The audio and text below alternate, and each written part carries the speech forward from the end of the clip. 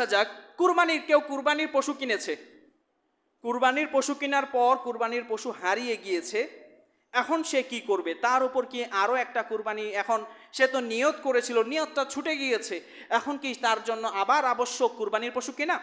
এই বিষয়ে আল্লাহ নবী সাল্লাল্লাহু আলাইহি ওয়াসাল্লামের একটি হাদিস রয়েছে।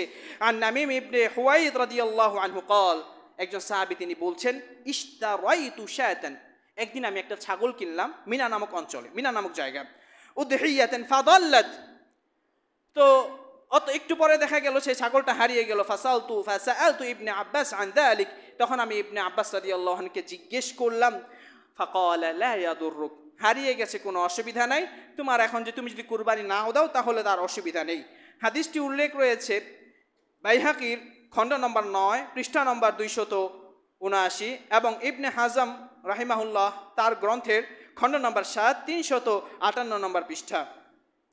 এখন